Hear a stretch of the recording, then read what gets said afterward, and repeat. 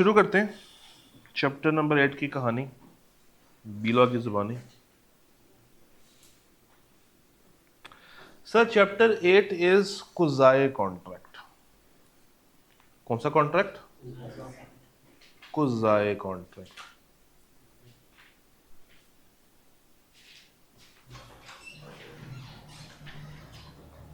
क्या मतलब? ऐसा कॉन्ट्रैक्ट जो ऑटोमेटिकली क्रिएट हो जाता है। कुजाए कॉन्ट्रैक्ट मींस ऐसा कॉन्ट्रैक्ट जो कि ऑटोमेटिकली क्या हो जाता है? क्रिएट हो जाता है, खुद से क्रिएट हो जाता है ऑटोमेटिकली। इसमें हमें कोई ऑफर नहीं चाहिए, कोई एक्सेप्टेंस नहीं चाहिए, कंसिडरेशन भी वन साइडेड हो सकती है। तो there are no essentials to be fulfilled, मगर ये बाय डिफॉल्ट ऑटोमेटिकली क्रिएट हो जाता है। इसको क्रिएट करना नहीं है, इसने खुद ही से क्रिएट हो जाना। क्या नाम है इसका? कुजाए कॉन्ट्रैक्ट। QUASI, QUASI, कुजाए। बेसिकली ये कॉन्ट्रैक्ट क्या है? ये अपने अंदर एक ऑब्लिगेशन है।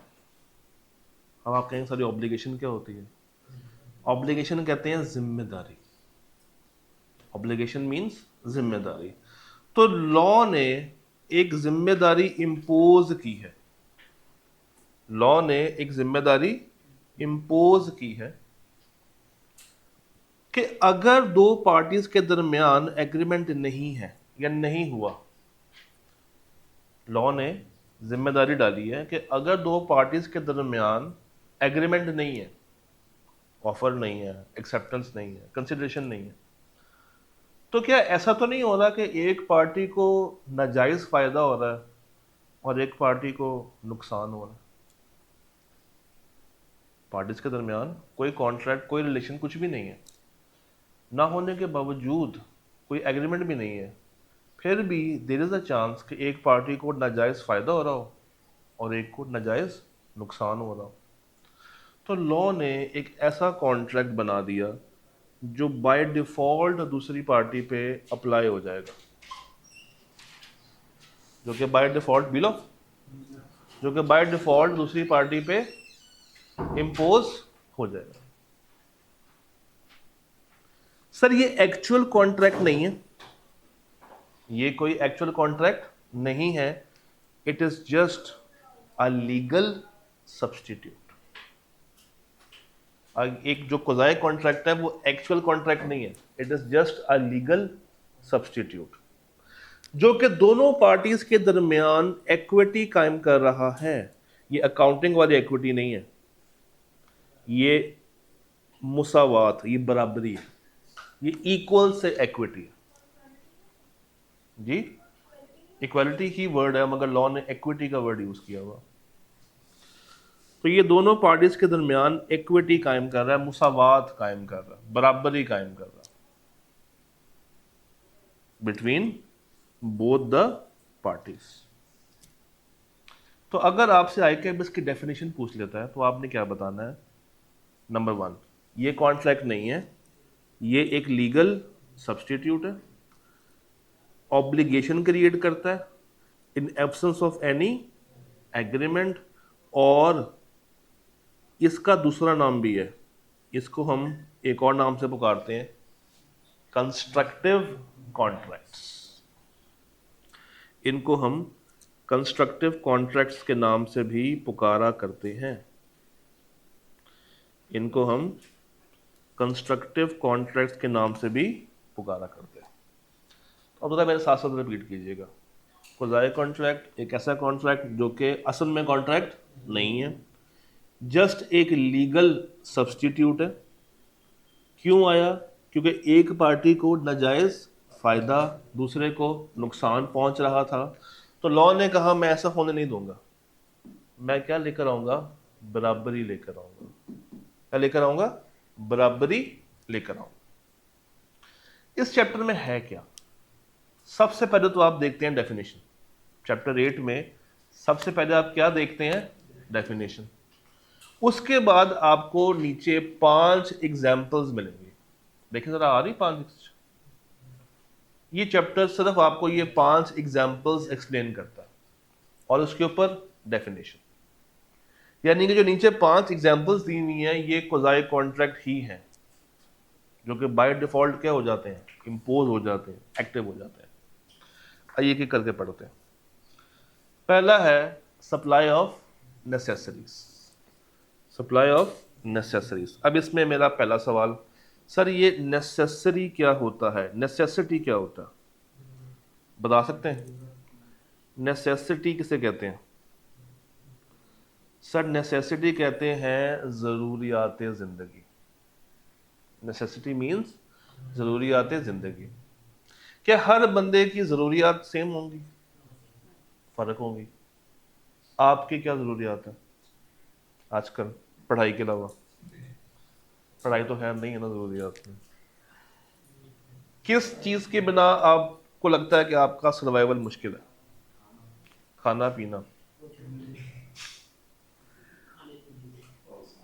और सोना। Eat sleep and repeat. आपके लिए सेम ही है। Eat sleep and repeat part 2। पैसा। पैसा। इंसान के पास पैसा आना हो तो वो जिंदा रह सकता है? मुश्किल बात है। ऐसा ही है सर। तो नेसेसरी मीन्स हर वो चीज़ जो कि आपके लाइफ को चलाने के लिए ज़रूरी है। आपने लेक्चर्स लेने हैं घर बैठ के, तो उन लेक्चर्स को लेने के लिए आपके पास क्या होना चाहिए? मोबाइल या लैपटॉप होना चाहिए। मोबाइल और लैपटॉप होना चाहिए। तो सर ये मोबाइल या ये लैपटॉप, क्या हम इसको एज अ नेसेसिटी काउंट कर सकते हैं? ज़रूरी है ना, लेक्चर्स लेने के लिए ज़रूरी है। अच्छा, ट्रैवलिंग के लिए bike is also a necessity, compulsory चीज़। अच्छा, अब रूल क्या है? सर एक तरफ अगर हो ऐसा बंदा जो कि कॉम्पिटेंट नहीं है, मुझे बताइए कौन से 2 लोग कॉम्पिटेंट नहीं थे? अनसाउंड और माइनर। तो एक तरफ हमने रखा माइनर को या अनसाउंड को, माइनर को या अनसाउंड को। मुझे बताइएगा माइनर के लिए mobile phone, Apple mobile phone, iPhone क्या नेसेसिटी है? क्या ज़रूरी है? नहीं है। इसके लिए गाड़ी ज़रूरी है? नहीं है। अच्छा, इस माइनर की ना कफालत कर रहा था इसका चाचा, पैटर्नल अंकल। चाचा जी कौन है? जो इसकी क्या कर रहे हैं, कफालत, गार्डियन। गार्डियन इन्होंने इस अपने माइनर के लिए, भतीजे के लिए एक आईफोन खरीदा और अपने माइनर बच्चे को दे दिया। आईफोन खरीदा और माइनर को दे दिया। तो if a person incapable to enter into a contract, किसकी बात हो रही है भला? माइनर या अनसाउंड की? और his dependent is supplied by another person necessaries suited to his condition. क्या ये आईफोन नेसेसरी है? नहीं है। अच्छा, इन्हीं चाचा जी ने अपने इस माइनर बच्चे को एक कंबल ला के दिया ताकि ये ठंड से बच सके, या गर्मियों में इसके कमरे में कूलर लगा दिया, पंखा लगा दिया ताकि ये गर्म से ठंड में आ सके। क्या ये नेसेसिटी है? Necessity. Suited to his conditions in life. अब देखें, हर इंसान की जिंदगी फर्क है, हर इंसान के लिए नेसेसिटी भी क्या है, फर्क है। The person supplying such necessaries, supply कौन कर रहा है? चाचा। Is entitled to be reimbursed. कहता है अगर तो गार्डियन ने माइनर के लिए या किसी ने अनसाउंड के लिए या माइनर के लिए कोई नेसेसिटी प्रोवाइड की है, क्या प्रोवाइड की है? नेसेसिटी। तो ये रीइम्बर्स की जा सकती है। रीइम्बर्स मीन्स इसके पैसे वापस से लिए जा सकते हैं from the property of such incompetent person. यानी कि अब सुने, अगर तो इस अंकल ने अपने इस भतीजे के लिए कंबल खरीदा और भतीजा 16 इयर्स का है, तो ये माइनर है, माइनर है। ये क्या इसकी नेसेसिटी काउंट होगा? जी काउंट होगा। तो लॉ कहता है कि हमें किसी का एहसान नहीं चाहिए।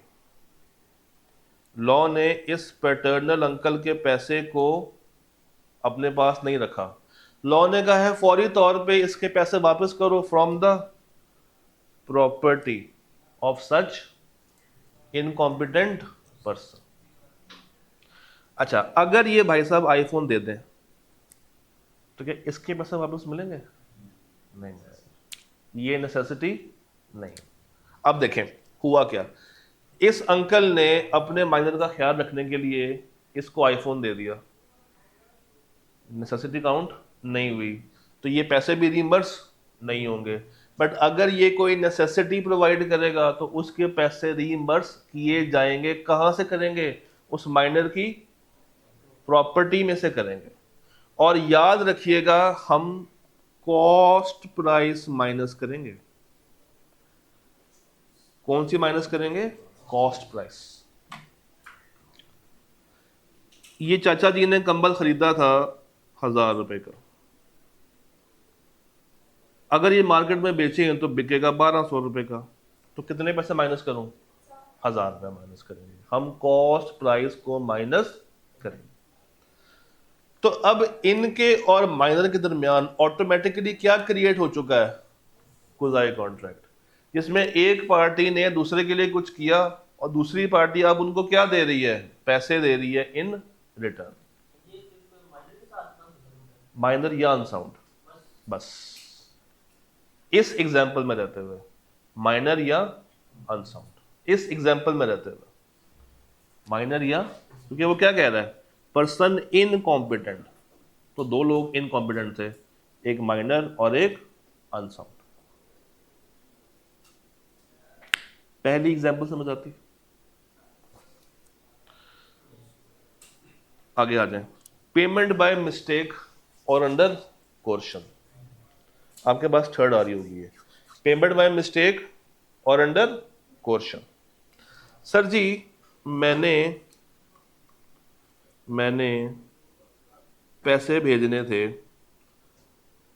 23165418 अकाउंट नंबर पे, मैंने गलती से भेज दिए 23156418 पे। क्या इस बंदे के पास बैठे बैठाए पेमेंट आ गई? क्या ये पेमेंट मेरी मिस्टेक की वजह से आई है? तो ये बंदा कुछ सोच में पड़ जाएगा, ये पैसे कहाँ से आ गए, ये पैसे कहाँ से आ गए। या जिसने भेजे हैं वो परेशान हो जाएगा कि मैंने पैसे गलत बंदे को सेंड कर दिए। अब जिसके पास पैसे पहुंच गए हैं उसका ये फर्ज बनता है अंडर अ कुज़ाई कॉन्ट्रैक्ट कि जहां से पैसे ज़्यादा आ गए हैं उसको पैसे वापस किए जाए, जितने पैसे ज़्यादा आ गए हैं उसको वापस किए जाए। भाई आप लोगों ने ड्राइव कराई, बिल बना 440 रुपये का, आप नींद में थे, आपने पेमेंट कर दी 1440 रुपये की, तो ये पैसे दूसरे बंदे के पास ज़्यादा पहुंच गए। ये पेमेंट जो आपने की है दिस इज़ बाय मिस्टेक। तो अब जिसके पास ज़्यादा पैसे आ गए हैं उसका ये फ़र्ज़ बनता है कि वो उसको क्या करे? रीपे करे या रिटर्न करे, रीपे करे या रिटर्न करे। तो a person to whom money has been paid, a person to whom money has been paid, a person to whom money has been paid by mistake must repay or return it. मैंने कुछ अल्फाज नहीं पढ़े। A person to whom money has been paid by mistake must repay or return, must repay or return. अच्छा, कभी कभी ऐसा भी होता है कि एक बंदा के साथ ज्यादती होती है, उसके साथ फिजिकल असॉल्ट होता है, फिजिकल असॉल्ट होता है यानी कि कोर्शन होती है। Physical assault means, physical assault का क्या मतलब है? Coercion. Physical assault means coercion, जोर जबरदस्ती, जिस्मानी जोर जबरदस्ती, जो कि उस इंसान पे की जा सकती है या उसकी प्रॉपर्टी पे की जा सकती है, जो कि उस इंसान पे की जा सकती है या उसकी प्रॉपर्टी पे की जा सकती है। Physical pressure. भाई, मैं सड़क से जा रहा हूँ और अचानक से एक बंदा आता है, आके कहता है कि सर मेरे पास एक शॉपर है, उसमें आम है, खाएंगे? मैंने कहा इस मौसम में आम तो खाने चाहिए। तो शॉपर कितने का है? कहता सर शॉपर है कोई 5-1 लाख रुपए का, लेना पसंद करेंगे? मैंने कहा नहीं, बेवकूफ़ सा बंदा है। मैं थोड़ा सा आगे गया तो उसने मुझे फिर से पकड़ लिया, सर आम खाएंगे? मैंने कहा नहीं यार, क्या कर रहे हो? मजीद आगे चला गया, उसने पीछे से गन रख दी, सर अब आम खाएंगे? अब मूड बना आपका? तो अब टेक्निकली क्या हो रहा है, मैं आम खरीद रहा हूँ, कितने के? 5 लाख रुपए के। मगर क्या ये 5 लाख रुपए के आम खरीदने की ताकत है मेरे अंदर? क्या ये मेरे साथ ज्यादती नहीं हो रही? अंडर कोर्शन नहीं? तो नेक्स्ट डे क्या मैं ये आम सारे खा के डकार मार के सो जाऊंगा, या मैं कहाँ जाऊंगा? पुलिस में जाऊंगा और मैं क्या कहूंगा कि मुझसे पैसे लिए गए हैं, मैंने पैसे दिए हैं अंडर कोर्शन, और अब ये पैसे मुझे क्या करो, वापस दिला के दो, रीपे करो या रिटर्न करवा के दो। बंदा ना मिले, वाह इतनी सी पुलिस है हमारी, हमारी पुलिस क्या बात, काश ये कानून आ जाए। तो a person to whom money has been paid or anything delivered by mistake or under coercion must repay or return.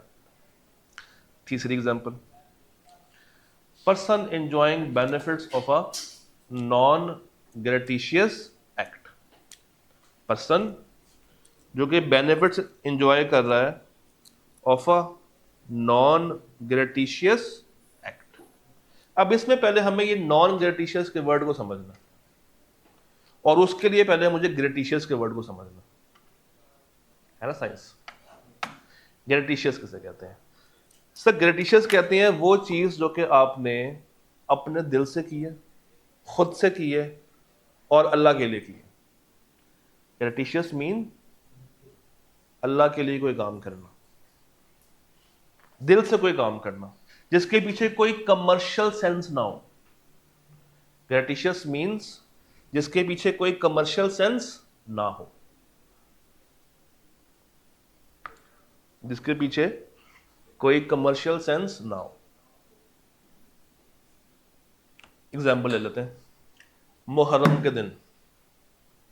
Muharram के दिन ये भाई साहब ने अपने घर के बाहर पानी की सबील लगाई हुई थी, तो बंदे आते, पानी पीते चले जाते, पानी पी के लोग दुआ देते थे। तो इसने बहुत नेकियां कमाई उस दिन, सबको पानी पिला के। 2 दिन के बाद घर के बाहर इसकी 19 लीटर की पानी की बोतल पड़ी हुई थी, जो कि ये भाई साहब उठा के ले आए। ये भाई साहब वो पानी की बोतल उठा के ले आए, ये सोचते हुए कि ये जो इसने काम किया है, ये काम क्या है? ग्रेटिशियस। क्योंकि ये 2 दिन पहले क्या कर रहा था? पानी बांट रहा था। ये सोचते हुए कि यार ये पानी भी बांटने के लिए रखा होगा, तो मैं इसकी बोतल उठा के ले जाता हूँ। इसको पता चल गया, जब ये पहुंचा इसके घर तो भाई साहब कुछ इस पोजीशन में थे, उसी पानी की बोतल के साथ ये खाना शाना एंजॉय कर रहे थे। तो ये कितने गुस्से से बात कर रहा है, इसका गुस्सा जायज है? क्यों जायज, क्यों उसका गुस्सा? क्योंकि ये पानी की बोतल इसकी थी और इसकी कॉन्सेंट के बिना ये भाई साहब लेके गए हैं और ये पानी की बोतल was not a gratuitous act, it was a non gratuitous. इसने वो पानी की बोतल अपने बेनिफिट के लिए मंगवाई थी, ना कि इसके बेनिफिट के लिए मंगवाई थी। तो where a person lawfully does anything for another person, जब एक बंदा दूसरे के लिए कुछ करे या उसको कोई चीज डिलीवर करे जिसका मकसद ग्रेटिशियसली ना हो, जिसका मकसद नॉन कमर्शियल या ग्रेटिशियस ना हो, वॉलंटरी ना हो, और दूसरा बंदा उसके बेनिफिट्स भी इंजॉय कर ले। दूसरा बंदा, ये वाला बंदा, इसके क्या इंजॉय कर रहा है? बेनिफिट्स इंजॉय कर रहा है। तो अब ये वाले भाई के लिए लाजिम हो गया है बाय क़ज़ाए कॉन्ट्रैक्ट कि ये इसको क्या करेगा? पेमेंट करेगा।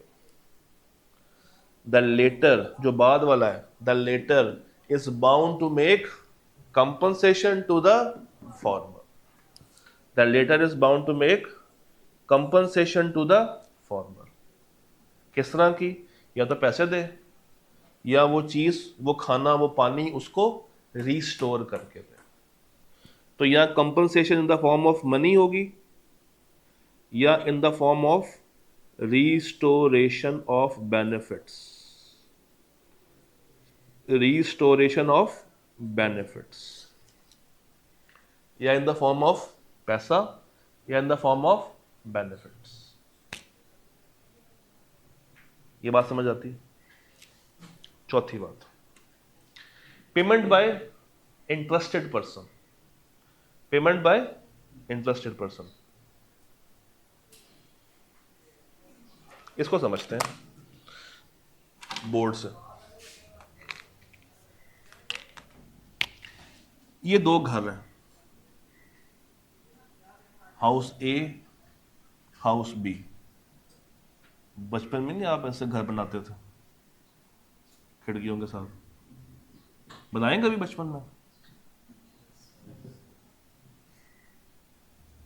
खैर, ये हाउस ए है, ये बी है। ये दोनों घर एक सिंगल मीटर यूज कर रहे हैं बिजली का। ये तार यहां भी गई हुई है, इसकी तार इधर भी गई हुई है। ये भाई साहब छुट्टियां मनाने के लिए मरी पहुंचे हुए हैं, और ये भाई साहब पाकिस्तान में अपने घर में। ये बिल ये दोनों शेयर करते थे 50-50%। ये चूंकि बाहर है तो इन्होंने अपने हिस्से के पैसे इसको नहीं दिए बिल के। वापडा का बंदा आ गया, कहता है कि सर मुझे मीटर काटना है, आपने बिल पे नहीं किया। क्यों नहीं किया? क्योंकि 50% पैसे कौन देता था? ए। 50% बी। ए था नहीं। तो बी ने क्या किया? बी ने सारे पैसे 100% दे दिए, टेंशन ना लो, ये पकड़ो पैसे, जाओ। ए वापस आया। जब वापस आया तो उलझा हुआ था। कहाँ गया हुआ था? मरी, पैसे लगे होंगे, उलझा हुआ था। तो इस भाई साहब ने आते साथ ही तकाजा कर दिया कि मुझे क्या चाहिए? बिल के पैसे। कितने? 50%। इसने कहा सॉरी, पैसे नहीं, भाग दो यहाँ से। इसने कहा यार वो मीटर काटने के लिए आए थे, पैसे तो दो, तुम्हारे बिहाफ में मैंने पेमेंट कर दी है। इसने कहा नहीं देने तो मैं पैसे जो मर्जी कर लो। ये क्या है कि दरवाजा मार के अंदर चला गया। मुझे बताइए, इसने जो काम किया है 50% एक्स्ट्रा पे करने का, क्या ये काम वॉलंटरी किया है या नहीं? ये वॉलंटरी किया? नहीं, ये नॉन वॉलंटरी।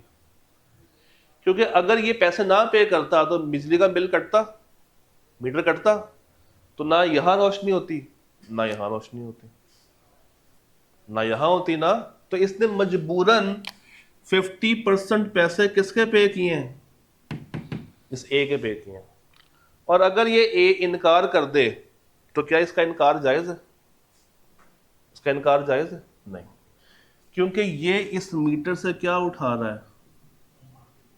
इंटरेस्ट उठा रहा है, फायदा उठा रहा है। बेनिफिट पिक करना। इस मीटर के लिए या मिस्टर बी के लिए ये कौन सी पार्टी बन जाएगी? इंटरेस्टेड पार्टी बन जाएगी। कौन सी पार्टी बन जाएगी? इंटरेस्टेड पार्टी बन जाएगी। तो चूंकि ये इंटरेस्टेड पार्टी है तो ही इज बाउंड टू पे, ही इज बाउंड टू पे 50% bill to B. He is bound to pay 50% of bill to B. एक और एग्जांपल करते हैं। अगेन दो घर, ये दो घर हैं, रिलेटिव रहिएगा। इनका बिल का मीटर अलग लगा हुआ है, इनका अलग लगा हुआ है, सेपरेट मीटर्स लगे हुए हैं। इसने बिल नहीं पे किया, ये मरी गया हुआ था, तो वापदा का नुमाइंदा इसका मीटर उतारने के लिए आया तो इसने रोक लिया और वापदा के नुमाइंदे को पैसे पे कर दिए कि मैं खुद ही ले लूंगा उसे, तुम जाओ। ये वॉलंटरी है कि नहीं है? ये वॉलंटरी, यहां पे वॉलंटरी नहीं था, मगर यहां पे क्या है? वॉलंटरी। तो इसने पैसे पे कर दिए, ये वापस आया, इसने कहा पैसे, इसने कहा कौन से पैसे? क्या तुम्हें मैंने ऑफर कराई थी कि तुम मेरे बिहाफ पे पैसे पे करो? उसने कहा नहीं। क्या मैंने कहा था कि मेरे बिहाफ पे बिल पे करना है? उसने कहा नहीं। क्या मैंने कहा था कि मेरा मीटर कटने से बचा लेना? उसने कहा नहीं। क्या ये बंदा इस मीटर के साथ इंटरेस्ट रखता है? क्या इसके इस मीटर से इसका घर चलता है? नहीं चलता, तो नहीं चलता। अब इसी एग्जाम्पल को देखते हुए सामने बोर्ड पर देखिएगा। अ person who is interested in payment of money which another is bound by law. भाई बाउंड बाय लॉ इस वाली मिसाल में कौन सी पार्टीज थी? ए बी और बी बी। और ए इस मीटर को लेकर क्या था? इंटरेस्टेड पार्टी था। अब अगर उसके पैसे बी ने दे दिए तो बी के पास ये राइट है कि वो ए से क्या कर सके? रीइंबर्स कर सके, उसे क्या कर सके? रीइंबर्स कर सके। मगर दूसरे केस में क्या बी बाउंड है कि वो ए का बिल पे करे? उसने जो काम किया है वो वॉलंटरी है। मैं पीछे आपको दिखाता हूं वो क्या है? ग्रेटिशियस है, ग्रेटिशियस है, वॉलंटरी है। उसकी पेमेंट नहीं होनी। वो सही कह रहा है कि मैं तुम्हें पैसे क्यों दूं, तुम्हें मैंने कहा था कि तुम मेरे बिहाफ पे पैसे पे कर दो, उसने तो कहा ही नहीं था। तो वहां पे कौन राइट पे है? जहां पे लाल वाला बना हुआ है ए, और दूसरे वाले में कौन राइट पे है? बी।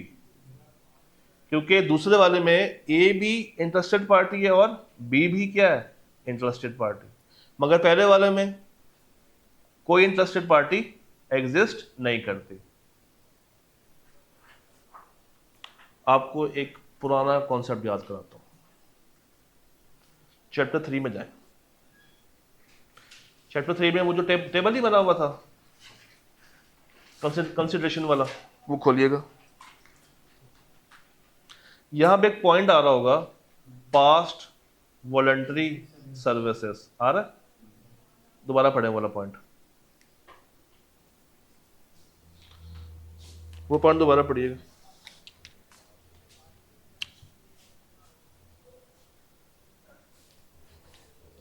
पढ़े? पढ़ लिया? क्या लिखा है उसमें? कि अगर एक बंदे ने माजी में कुछ किया हो किसी बंदे के लिए और उस टाइम पे ये बंदा पे करने के काबिल नहीं था, और अगर बाद में फ्यूचर में ये बंदा प्रॉमिस कर ले कि ये क्या करेगा, इसको कंपनसेट करेगा, तो हम इसको वैलिड मानेंगे, हम इसको वैलिड मानेंगे। एक बंदे ने माजी में कुछ किया, इसने माजी में कुछ किया किसके लिए? ए के लिए। उस टाइम पे ए इसको पे नहीं कर सकता था, मगर बाद में अगर ये बंदा प्रॉमिस कर ले कि मैं तुम्हें क्या करूंगा? कंपनसेट करूंगा, तो अब ये कॉन्ट्रैक्ट क्रिएट हो जाएगा। मगर क्या ये कॉन्ट्रैक्ट कुजाई कॉन्ट्रैक्ट है? नहीं, एक नॉर्मल कॉन्ट्रैक्ट है। और यहां पे जब इसने पेमेंट कर दी थी और ये बंदा इस मीटर से फायदा उठा रहा है, इंटरेस्ट उठा रहा है, तो यहां पे ये 50% जो बाउंडनेस आई है by law, this is a quasi contract. This is a quasi contract. एक और मिसाल देता हूं। एक बंदा किराए के घर में रहता है, उसका मालिक कनाडा रहता है। घर पे नोटिस आया, या तो घर खाली करो या हम तुम्हें घर से निकाल देंगे। नोटिस दिया गवर्नमेंट ने, प्रॉपर्टी टैक्स पे करना था। कितने का? 5 लाख रुपए का। अब किराएदार का फर्ज है ये पे करना कि मालिक का? मालिक का। नोटिस किसको आया? किराएदार को। क्या किराएदार और उस घर का आपस में कोई इंटरेस्ट है? है। क्या किराएदार वो घर इस्तेमाल कर रहा है? इस्तेमाल कर रहा है। अगर नोटिस पे नहीं होगा तो गवर्नमेंट वाले किराएदार को बाहर निकाल देंगे। तो इसी चीज को रोकने के लिए इसने अपनी बीवी के जेवर बेचे और 5 लाख रुपए जमा किया और वो टैक्स, प्रॉपर्टी टैक्स पे कर दिया। प्रॉपर्टी टैक्स पे कर दिया। बाद में क्या ये उस मालिक से रिकवर कर सकता है? यस, कर सकता है। रीजन यही वाली कि ये इंटरेस्ट रखता है उस घर में। उसका क्या है? मुफाद है, बेनिफिट है, इंटरेस्ट।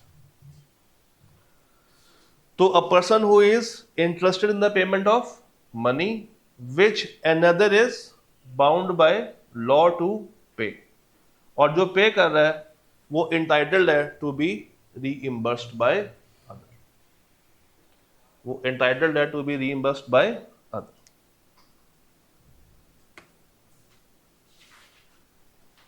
जल्दी से, फाइंडर ऑफ गुड्स।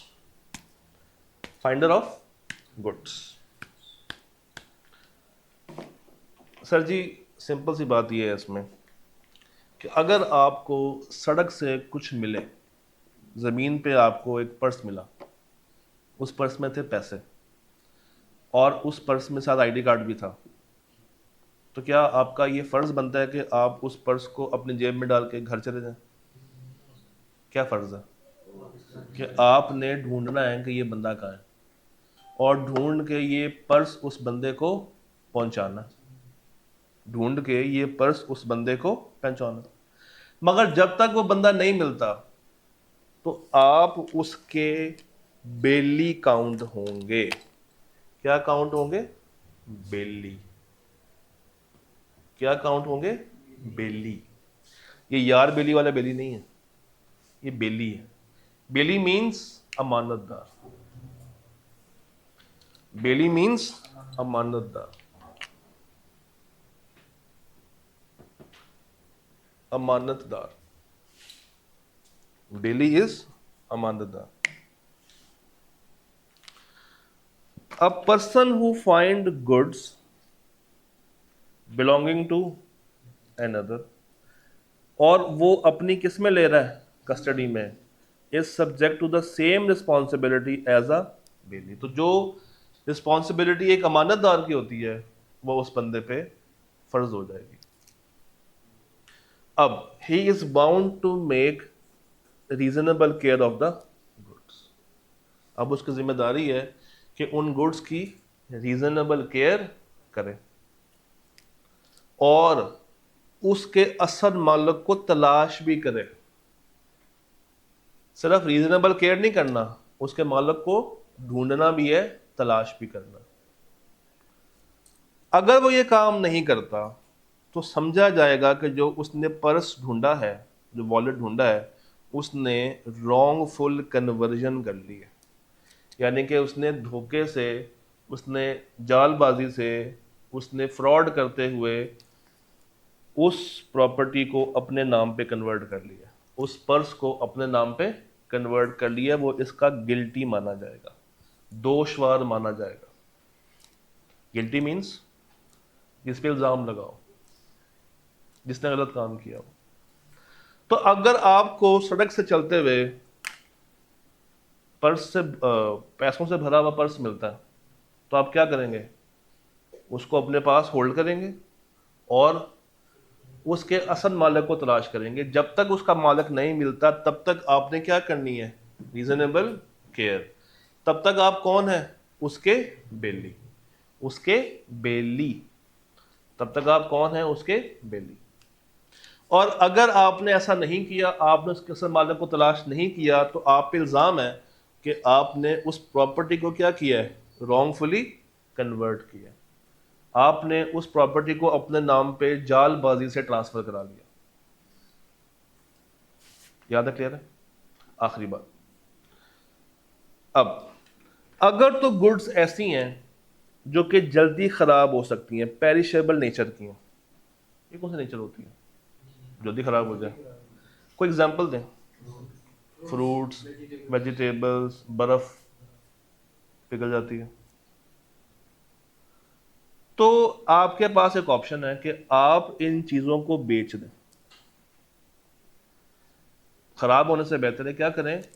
इसको सेल कर दें। क्या कर दें? सेल कर दें। सेल करने से जो पैसा आए, फिर वो पैसा पहुंचाएं उसके ओनर तक। सेल करने से जो पैसा मिले, फिर वो पैसा पहुंचा दें। तो खराब सामान नहीं पहुंचाना। अगर आपको लग रहा है कि गुड्स क्या हो सकती हैं, पेरिशेबल हैं, खराब हो सकती हैं, तो फिर क्या करें? उनको बेच दें और जो पैसा मिल रहा है उस पैसे को कहां तक पहुंचाएं? उसके ओनर तक, उसके मालिक तक पहुंचा दें। तो बेचने के लिए पहली शर्त यह है कि गुड्स क्या हो? पेरिशेबल नेचर की हो। अच्छा, एक और रीजन है जिससे आप गुड्स को बेच सकते हैं। और when the lawful charges of finding the true owner amounts to 2/3 or more of the value of goods। ये पॉइंट समझते हैं। सर, आपको एक बंदे का सूटकेस मिला, उसमें सामान था अच्छा खासा। अब अगर आप ये सूटकेस ले लेके ट्रैवल करते रहेंगे तो आपको ज्यादा कॉस्ट पड़ेगी, ज्यादा खर्चा पड़ेगा। अब आपने देखना है कि उसको ढूंढने का खर्चा अगर तो वैल्यू ऑफ गुड्स का 2/3 है या उससे क्या है? ज्यादा। भाई, ढूंढने का खर्चा आ रहा था 20,000 और अंदर जो सामान पड़ा हुआ है वो सामान पड़ा हुआ है 17,000 का। तो मुझे बताएं, खर्चा ढूंढने का 20,000, वैल्यू 17,000, तो क्या मुझे इसको बेच के पैसे हासिल करके उसके मालिक तक पहुंचाने चाहिए या ये इसका सूटकेस लेके फिरता रहूं? सेल कर दूं। क्योंकि सूटकेस के साथ ढूंढने का खर्चा क्या आ रहा है? 20,000, और उसमें सामान कितने का पड़ा हुआ है? 17,000 रुपये का। तो more than the amount of ये। अच्छा, एक काम करें, फर्ज करें या 17 नहीं या 15 हो, तो 15,000 का 2/3 लें, जरा निकालें। 15 का 2/3 निकालें। 10,000। इसका मतलब ये है कि अगर तो ढूंढने का खर्चा 10,000 या उससे ऊपर है तो हमें उसको क्या करना चाहिए? बेच देना चाहिए। और अगर खर्चा 10,000 से कम है तो फिर उसको बेचने की ज़रूरत नहीं। फिर आप इसके साथ ट्रैवल करते रहें और ढूंढते रहें अगर आपको वो बंदा मिल जाए। मैं रिपीट करता हूँ, ढूंढने का खर्चा 2/3 से अगर ऊपर जा रहा है या 2/3 है तो फिर आप वो चीज़ बेच दें। अगर 2/3 से कम है तो फिर बेचने की ज़रूरत नहीं, फिर सेल करने की ज़रूरत नहीं है। एग्जाम्पल जल्दी से कर लेते हैं। आपको बस स्टेशन से एक वॉलेट मिला, उसमें थे 25,000, नहीं उसमें थे 30,000। उस वॉलेट के अंदर आईडी कार्ड भी था। पता ये चला कि बंदा इस्लामाबाद रहता है, तो आपने बस कराई, इस्लामाबाद पहुंच गए। आपका खर्चा लगा इस्लामाबाद जाने का 2,000। वहां पे उस बंदे के घर तक पहुंचने में मजीद खर्चा लगा 1,000। कितना खर्चा हो गया? 3,000। सामान कितने का था? पर्स कितने का था? 30,000 रुपए का। 30,000 रुपए का। आप उस बंदे के घर पे पहुंचे, आपने नॉक किया, वो बंदा बाहर आया, आपने कहा वो आपका पर्स गुमा था, वापस चाहिए? उसने कहा अब तुम चालू किया तो दे दो वापस।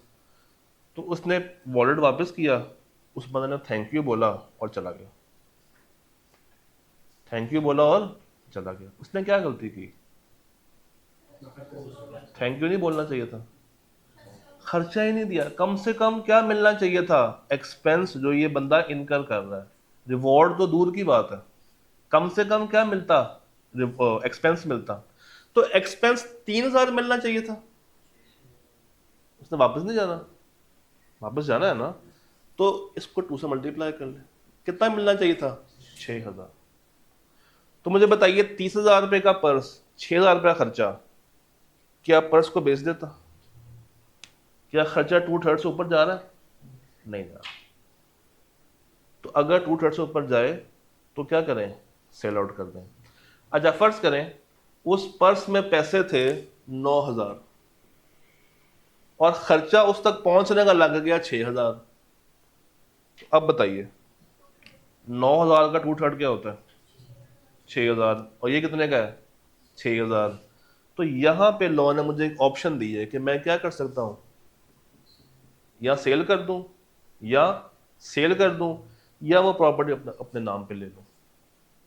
जब उसको ढूंढने का खर्चा ही काफी ज्यादा है तो उस तक पहुंचने का फायदा ही नहीं है। भाई पर्स गुम गया, वो बंदा रहता है बल्तिस्तान और पैसे हैं पर्स में 10,000, तो क्या 10,000 रुपये की खातिर मैं बल्तिस्तान जाऊं, गिलगित जाऊं? गिलगित जाऊं? नहीं ना। तो यहां पे जब बिल्कुल ही इम्पॉसिबल हो रहा है तो मैं उसको बेच भी सकता हूं और फिर मैं उसको अपने नाम पे ट्रांसफर कर सकता हूं। तब मैं रॉन्गफुल कन्वर्जन करता हुआ पकड़ा नहीं जाऊंगा, क्योंकि मेरे पास एक लॉजिकल जस्टिफिकेशन है। बिल्कुल आखिरी बात, लास्ट पॉइंट, इसको ढूंढने की ये जो कॉस्ट है, ये आपने कम से कम कॉस्ट लेनी है। ऐसा नहीं करना कि जानबूझ के कॉस्ट इतनी बढ़ा दें कि उसका 2/3 क्रॉस कर जाए, जो हम करते हैं अक्सर। कि भाई एक जगह से मैं रिक्शे में जा सकता हूं, मैंने एसी वाली गाड़ी करा दी कि सिर्फ खर्चा मेरा बढ़ जाए। मैं ट्रेन से ट्रेवल कर सकता हूं, मैं जहाज से जा रहा हूं। बस से कर सकता हूं, जहाज से जा रहा हूं। तो लॉ ने कहा है कि जब आप खर्चा करोगे तो हम देखेंगे कि क्या ये खर्चा रीजनेबल भी है या नहीं, क्या ये खर्चा रीजनेबल भी है या नहीं। तो वो खर्चा मिलेगा जो कि क्या होगा, हमेशा रीजनेबल होगा। अगर आपने खर्चा ज्यादा कर दिया है तो शायद उतना खर्चा आपको रिकवर ना हो। हम कौन सा खर्चा देंगे? जो कि क्या हो, रीजनेबल हो। डन है। मंडे को क्या है? चैप्टर 8 के सवाल हम नहीं कर पाए, जुम्मा था, तो मैं आपको फिर इसकी रिकॉर्डिंग शेयर करूंगा पास्ट पेपर्स की। डन। ओके, अल्लाह हाफिज।